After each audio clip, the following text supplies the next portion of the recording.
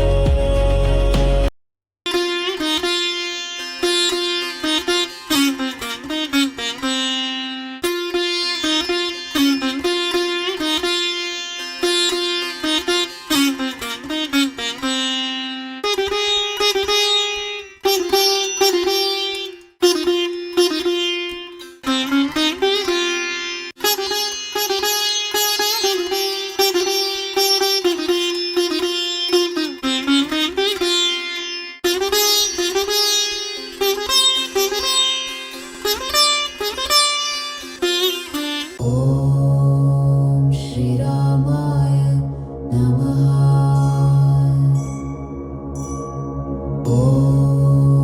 श्रीरामाय नमः।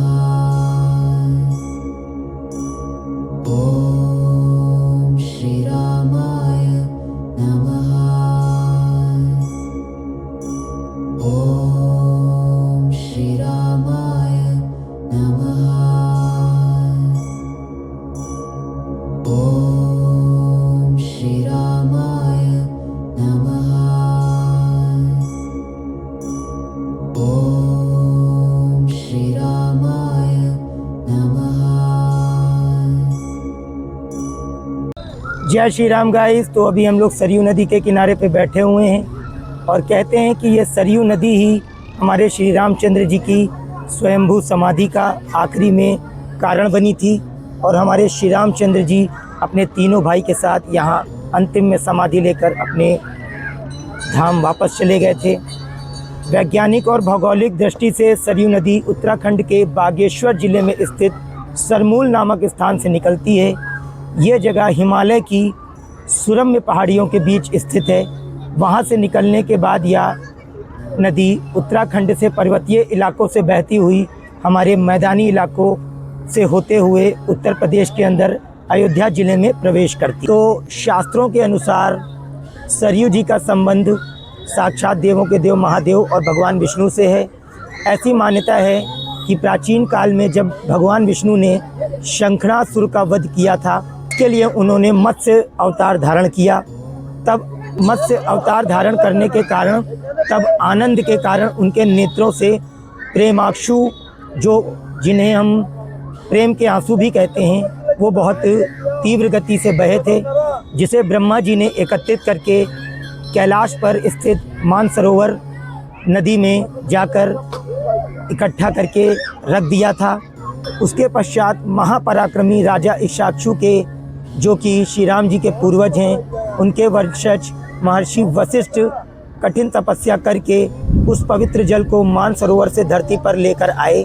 चूँकि यह जल भगवान के सर यानी मस्तक और नेत्रों से उत्पन्न हुआ था, इसलिए इसका नाम सरयू पड़ा। इसीलिए सरयू माता का स्नान करने के पश्चात कहते हैं कि अगर किसी मनुष्य ने अपने जीवन में अनेकों पाप भी किए हैं तो भी पाप वो सारे एक ही क्षण में उसके समाप्त हो जाते हैं। इसीलिए माता सरयू का बहुत ही अधिक महत्व है। और जब भी अयोध्या आइए, सबसे पहले सरयू माता के दर्शन करिए, पूजन करिए। उसके बाद उनका स्नान ध्यान करने के बाद ही आप हनुमानगढ़ी की ओर आगे बढ़ें और उसके बाद हनुमान जी की आज्ञा से, जो कि श्री रामचंद्र जी के सबसे बड़े और सबसे अनन्य भक्त हैं, उनका आशीर्वाद लेकर ही श्री राम जन्मभूमि की ओर अग्रसर हों। जय श्री राम, जय श्री राम, जय श्री राम। जय श्री राम। इस समय मैं सरयू के घाट के किनारे टहल रहा हूँ। जैसा कि आप देख रहे हैं, यहाँ पे बहुत सारी एक्टिविटीज़ भी होती हैं, बहुत सारी कारें भी चलती हैं यहाँ, जो बच्चे चलाते हैं रोबोट वाली, और बहुत ही अच्छा लगता है। और सामने आपको यहाँ पर बहुत सारे स्ट्रीट वेंडर्स भी मिल जाएंगे, जिनके वहाँ बहुत ही अच्छे अच्छे व्यंजन मिलते हैं। तो सरयू के किनारे का ये जो माहौल है, ये जो राम रस से जुड़ा हुआ माहौल है, ये मुझे बहुत ही आकर्षित कर रहा है। बहुत ही अद्भुत दृश्य देखने को मिल रहा है। जब आप लोग यहाँ आएंगे तो आपको हमारे सनातन धर्म की शक्ति का एक अद्भुत एहसास होगा।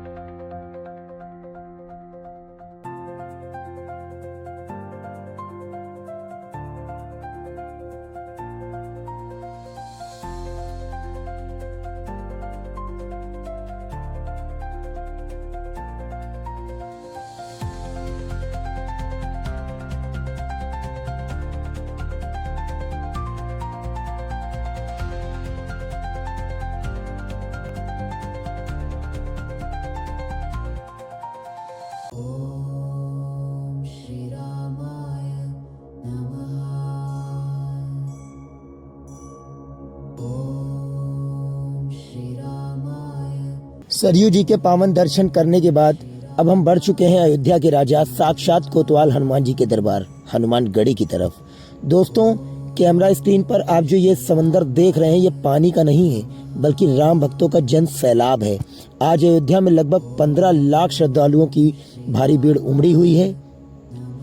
भीड़ का आलम ये था कि तिल रखने की भी जगह नहीं थी, पैर रखने तक की जगह नहीं मिल रही थी। सच बताऊं दोस्तों, इस भारी भीड़ और सुरक्षा को देखते हुए अंदर जाकर दर्शन करना तो संभव नहीं था, क्योंकि अगर हम इस कैमरे और माइक को लेकर उस भीड़ में घुसते तो शायद दबने का पूरा खतरा था। इसलिए हमने दूर से ही बजरंगबली को प्रणाम किया, उनका आशीर्वाद लिया और आपके लिए इस असीम आस्था के नज़ारे को कैमरे में कैद कर लिया, क्योंकि हनुमान जी तो घट घट में वास करते हैं, वो हमारे दिल की श्रद्धा को दूर से भी स्वीकार कर लेते हैं। तो बोलिए जय जय सिया राम, जय जय हनुमान।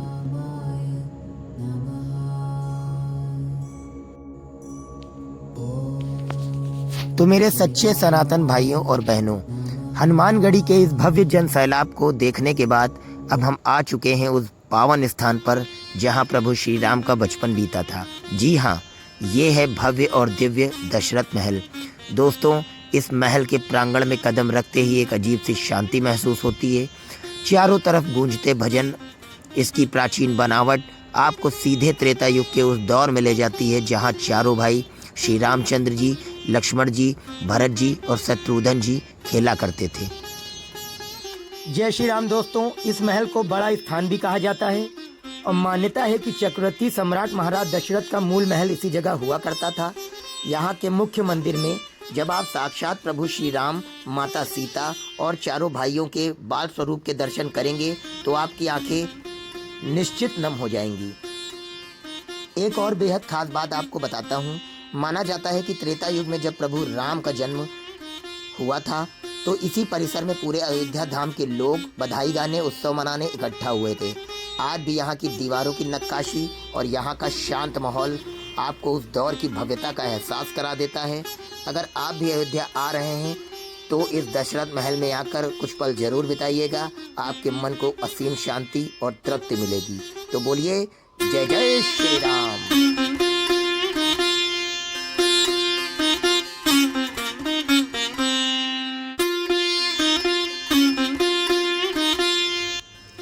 और दोस्तों, कहते हैं ना कि प्रभु के दरबार में जब बुलावा होता है तभी दर्शन मिलते हैं। जब हम गर्भगृह के सामने पहुंचे तो कपाट बंद थे, पर्दा लगा हुआ था, लेकिन देखिए हमारी किस्मत, ठीक उसी पल साक्षात हमारे सामने भगवान का यह दिव्य पर्दा हटने लगा।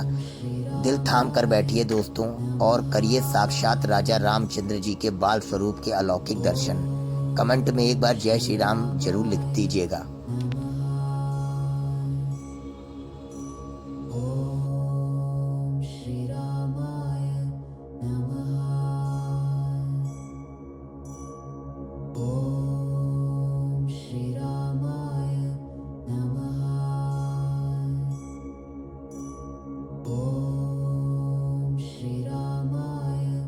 मेरे सनातनी भाइयों और बहनों, दशरथ महल के अलौकिक दर्शन करने के बाद अब हम बढ़ रहे हैं अयोध्या धाम के सबसे मुख्य और पावन पड़ाव की ओर, यानी साक्षात प्रभु श्री राम की जन्मभूमि। दोस्तों, राम जन्मभूमि परिसर में जाने से पहले आपको सुरक्षा मंचक यानी चेकिंग पॉइंट से होकर गुजरना पड़ता है। यहाँ सुरक्षा के बेहद कड़े इंतजाम हैं। मोबाइल, इलेक्ट्रॉनिक सामान या कोई और भी बैग आप अंदर नहीं ले जा सकते, इसलिए हमने भी अपना सारा सामान बाहर लॉकर में रखा और जमा करवा दिया। भले ही यहाँ चेकिंग में थोड़ा समय लगता है, लेकिन राम लला के दर्शन पाने की जो व्याकुलता और उत्साह राम भक्तों के चेहरों पर दिख रही है उसे शब्दों में बयान नहीं किया जा सकता।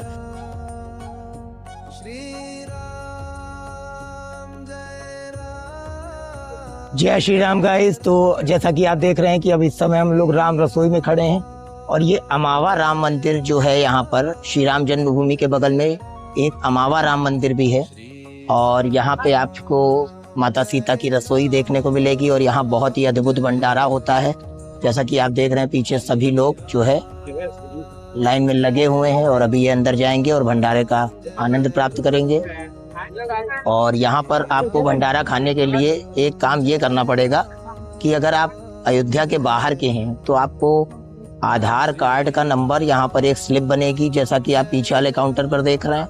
तो यहाँ पर आपको एक स्लिप कटवानी पड़ेगी, उसमें अपना नाम और आधार नंबर भरना पड़ेगा। उसके बाद जो है आपको स्लिप मिल जाएगी। उसके बाद आप जाकर अमावा राम मंदिर में निःशुल्क भोजन और निःशुल्क प्रसाद का आनंद ले सकते हैं। तो अभी हम लोग अंदर चलेंगे, आपको भंडारा भी दिखाएंगे। जय श्री राम। तो गाइस अभी जब हम लोग अपनी पर्ची बनवाने गए तो वहाँ पर ये हुआ कि जैसे मैं अयोध्या के बाहर का था तो उन्होंने मेरे हाथ पर बस ये एक मोहर लगा दी है और इसी मोहर के दम पर अब मुझे एंट्री मिल जाएगी। और जैसा कि आप पीछे देख रहे हैं बहुत ही भीड़ हो गई है अमावा राम मंदिर में भंडारा खाने के लिए और बहुत ही ज़्यादा संख्या में लोग आ गए हैं। और ये पीछे एक भोलेनाथ जी की मूर्ति भी बनी हुई है। और जैसा कि आप देख रहे हैं कि अमावा राम मंदिर पीछे लिखा भी हुआ है। और ये राम रसोई का आनंद लेने के लिए, क्योंकि अमावा राम मंदिर में सबसे बड़ा भंडारा होता है वो इसलिए कि कोई भी अयोध्या में जो भी श्री राम जन्मभूमि और हनुमान जी के दर्शन करने आए वो यहाँ से भूखा ना जाए। तो यहाँ पर 9 तरीके के व्यंजन आपको अंदर दिए जाएंगे, जिसका अभी मैं आपको स्वरूप दिखाऊंगा। और अंदर अभी जो है आरती हो रही है, इसके बाद सबकी एंट्री होगी और उसके बाद भंडारे का आनंद लेते हैं। तो चलिए चलते हैं और भंडारे का भी आनंद लिया जाए। जय जय श्री राम। श्री राम जय राम जय राम। श्री राम जय राम जय राम। श्री राम जय राम जय राम। श्री राम जय राम जय राम। श्री राम जय राम जय राम।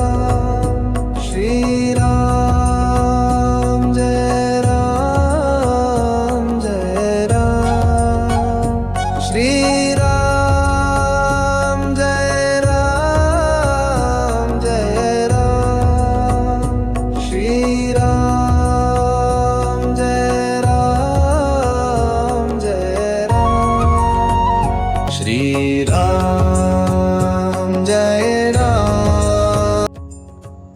श्री राम। तो मेरे सनातनी भाइयों और बहनों, जैसा कि मैंने आपको बताया था यहाँ का नियम तो पर्ची वाला है इस राम रसोई का, लेकिन महाप्रसाद के इस दरबार में सेवादारों का प्यार तो देखिए कि उन्होंने मेरे हाथ पर सीधे मुहर लगा दी और कहा कि आप केवल ये मुहर दिखा दीजिएगा और आपको एंट्री दे दी जाएगी।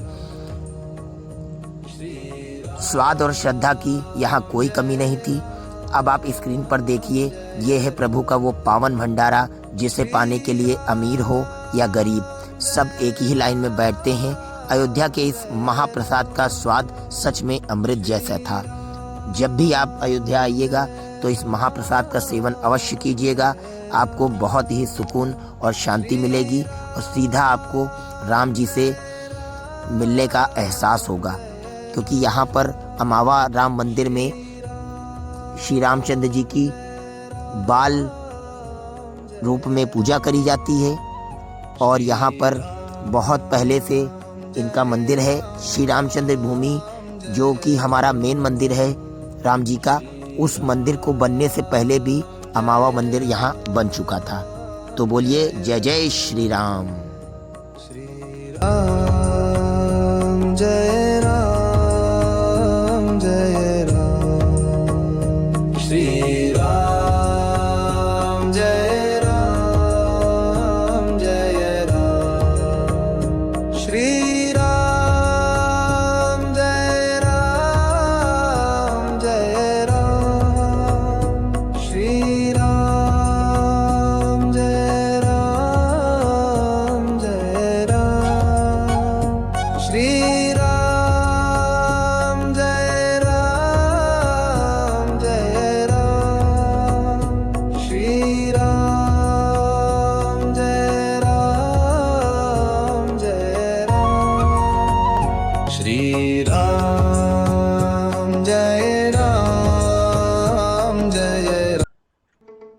तो जय श्री राम गाइस। तो हमारा ये जो अयोध्या का ब्लॉग था ये पूरी तरीके से संपन्न हुआ और हमारी अयोध्या यात्रा पूरी तरीके से संपन्न हो चुकी है। जैसा कि आप पीछे देख रहे हैं कि यहाँ यतो धर्मस्य लिखा हुआ है और ये हमें यही मैसेज दे रहा है कि हमें अपने धर्म पे सदा जो है दृढ़ रहना चाहिए और हमारा धर्म ही है जो हमें एक अच्छे संस्कार दे सकता है। और हमारे धर्म के जो सनातन धर्म के जो संस्कार हैं वो सर्वोपरि हैं, जो दूसरे का सम्मान करना भी सिखाते हैं और ईश्वर की भक्ति में लीन रहना भी सिखाते हैं। तो मर्यादा पुरुषोत्तम श्री राम जी के चरणों में हाजिरी लगाकर मुझे बहुत ही सुकून मिला और मैं चाहता हूँ कि जो आशीर्वाद उन्होंने मुझे दिया है वही आशीर्वाद वो मेरे सभी भाई बहन जितने भी मेरे सब्सक्राइबर हैं वो सभी को दें। और आपके प्यार के लिए बहुत बहुत धन्यवाद। और जो है मैं ये चाहता हूँ कि आप लोग इस ब्लॉग को देखने के बाद कमेंट सेक्शन में जय श्री राम जरूर लिखें। और मेरा आपसे बहुत ही विनम्र निवेदन है और आशा भी है मेरे सच्चे सनातनी भाइयों और बहनों से कि इस चैनल को सब्सक्राइब कीजिए, जिससे मुझे मोटिवेशन मिले और मैं आपके लिए नई नई यात्राएं लेकर आता रहूं। और हमारी अगली यात्रा माता श्री वैष्णो देवी जी की होगी और उनके आशीर्वाद के साथ अब मैं और आगे बढ़ना चाह रहा हूं। तो अगली यात्रा हमारी श्री माता वैष्णो देवी कटरा की आएगी।